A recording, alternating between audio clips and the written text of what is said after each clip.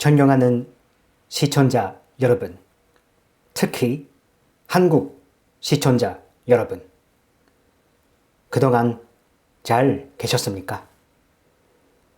드디어 오늘 윤석열 대통령님의 탄핵 심판 결과가 선고되었습니다.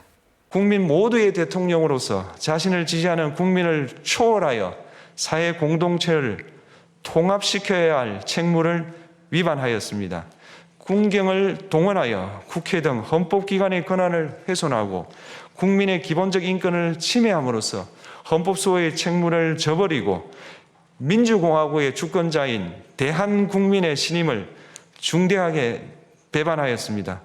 결국 피청구인의 위법 행위는 국민의 신임을 배반한 것으로 헌법소의 관점에서 용납될 수 없는 중대한 법 위반 행위에 해당합니다. 피청구인의 법 위반 행위가 헌법 질서에 미친 부정적 영향과 파급 효과가 중대하므로 피청구인을 파면함으로써 얻는 헌법소의 이익이 대통령 파면에 따르는 국가적 손실을 압도할 정도로 크다고 인정됩니다. 이에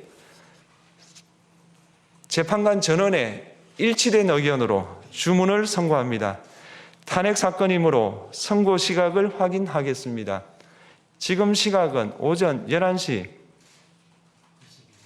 22분입니다. 주문, 피청구인 대통령 윤석열을 파면한다. 8대 0. 재판관 전원일치 파면이었습니다. 이 결과를 승복할 수 없다는 분들도 계실 것이라고 생각합니다. 사실 저도 이 판결 결과에 복잡한 생각을 하고 있습니다. 그것은 한 일본인으로서의 생각과 한 법학 학사로서의 생각입니다. 먼저 한 일본인으로서의 생각을 말씀드리겠습니다. 윤석열 대통령님은 문재인 정권 하에서 파괴된 한일 관계 회복을 실현했습니다.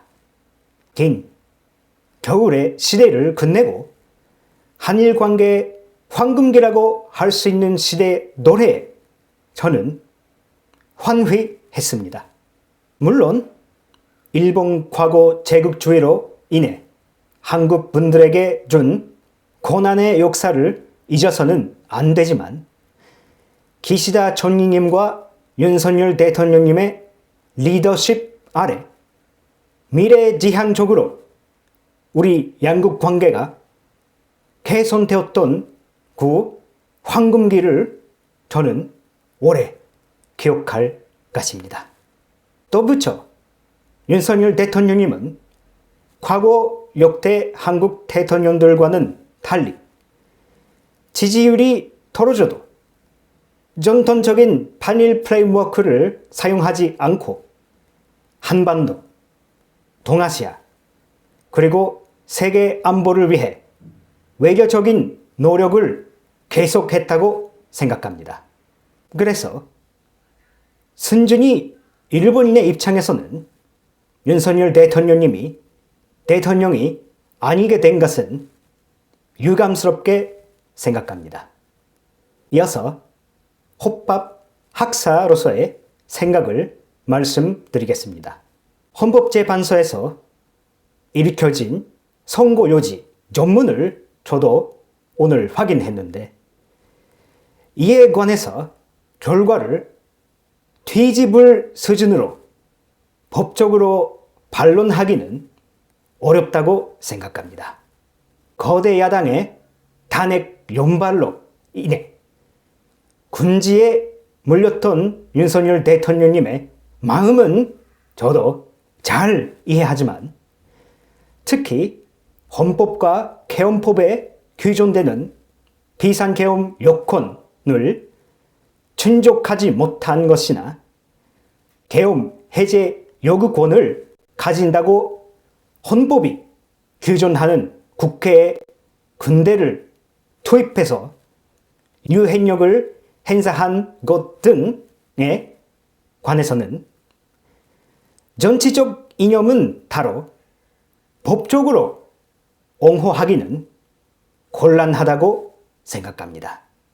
근데 저는 호밥 학사이기는 하지만 한국법을 전문적으로 배운 것이 아니기 때문에 100% 확신은 없으니까 이에 관련해서 한국 법학을 배운 분 중 혹시 지적해 주실 분이 계시면 꼭 댓글 해주시면 감사하겠습니다. 존경하는 한국 시청자 여러분, 특히 이 결과를 승복할 수 없는 분들, 한국을 사랑하는 한 일본인으로서 호소드리겠습니다. 비록 이 결과를 승복할 수 없다 하더라도 법령이나 협박 등 극단적인 행동을 하지 않도록 간곡히 부탁드리겠습니다. 이것은 위선적인 부탁이 아니라 사실 실리적인 부탁입니다. 대한민국은 동아시아 자유민주주의의 최전선이자 일본의 이웃나라입니다. 대한민국의 분란적은 우리나라 일본뿐만 아니라 동아시아 그리고 자유민주주의 세력 전체에 영향을 미칠 것입니다. 이 결과에 만족하는 분도 승복하지 못하는 분도 민주적인 방법으로 의견을 표명하기 바랍니다. 우리나라 일본은 아베 전 총리님 암살이라는 민주주의에 대한 파괴 행위를 경험했습니다. 아무리 상태가 전체적으로 밉더라도 법령으로 언론을 통살하는 것은 민주주의 파괴이며 민주주의 국가에서 용인되어서는 안 됩니다. 대한민국은 역사적으로 주변국의 강력한 영향을 받으면서도 재정적으로는 독립과 자유민주주의를 쟁취한 자랑스러운 나라입니다. 이번 군난도 자유민주주의를 수호하면서 극복할 수 있다고 굳게 믿습니다. 자유롭고 민주적인 대한민국 만세!